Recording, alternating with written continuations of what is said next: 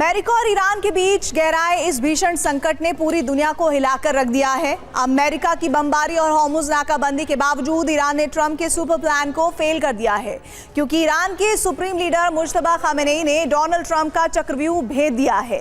America Iran की तबाही की कहानी लिखना चाहता था। ईरान ने भारी नुकसान तो उठाया, लेकिन जंग में घुटने नहीं टेके।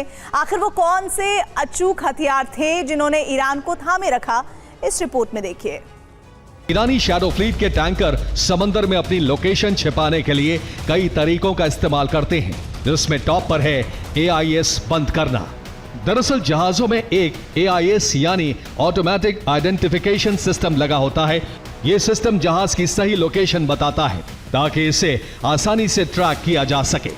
लेकिन ईरानी शैडो फ्लीट के तेल टैंकर इस AIS को बंद कर देते हैं, खासकर तेल लोड या ट्रांसफर करते वक्त, ताकि इनकी लोकेशन किसी को पता ना चल सके। दूसरा तरीका है स्पूफिंग, जिसमें ईरानी तेल टैंकर अपनी गलत GPS लोकेशन ब्रॉडकास्ट करते हैं।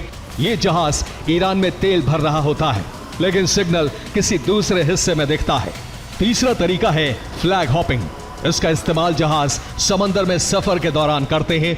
इसमें कुछ 100 मील की दूरी पर अलग अलग देशों के झंडे बदल बदल कर लगाए जाते हैं। ये जहाज ज्यादातर पनामा, लाइबेरिया या कोमोरोस के झंडे इस्तेमाल करते हैं ताकि अपनी पहचान छिपा सकें।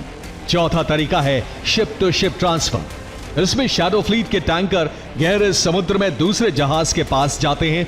छोटे ईरानी टैंकर से बड़े टैंकर में तेल ट्रांसफर होता है।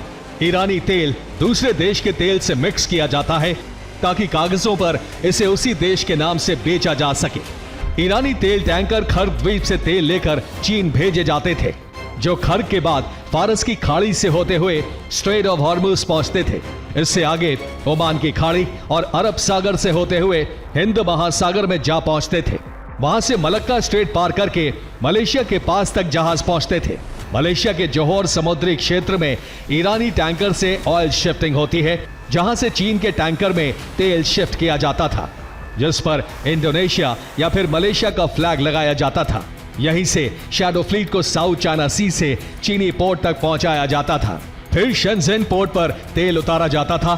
ईरान ने 2025-2026 में चीन को अपने कुल निर्यात का करीब 80 से 90% क्रूड ऑयल सप्लाई किया है। ईरान के सीक्रेट तेल निर्यात रूट में सबसे बड़ी भूमिका इसी गोरे पाइपलाइन ने निभाई है। ये बंदर बुशर जैसे अहम ठिकानों से होते हुए बंदर अब्बास को पार करती है और बंदर जास्क तक आती है। जास्क पाइपलाइन 1100 किलोमीटर लंबी पाइपलाइन है, जिससे प्रतिदिन 10 लाख बैरल तेल सप्लाई हो सकता है। जास्क बंदरगाह हॉर्मुज से आगे है, ओमान की खाड़ी के सामने की तरफ है, जबकि अमेरिकी नाकाबंदी हॉर्मुज रूट पर है। ईरान जास्क पोर्ट से बड़ी आसानी से पाकिस्तान में तेल सप्लाई कर सकता है और ईरानी तेल कराची तक पहुंच सकता है। पाकिस्तान का रेल रूट है, जिसके जरिए कराची पोर्ट से ईरान का तेल पाकिस्तान के रावलपिंडी तक पहुंचाया जा सकता है। पाकिस्तान के रावलपिंडी के बाद सड़क रूट से तेल आगे जा सकता है। यहीं से काराकोरम हाईवे के जरिए ईरान का तेल खंजेरा पास को पार करते हुए चीन में जाएगा और शिनजियांग के काशगर तक ईरान का तेल आसानी से पहुंच जाएगा।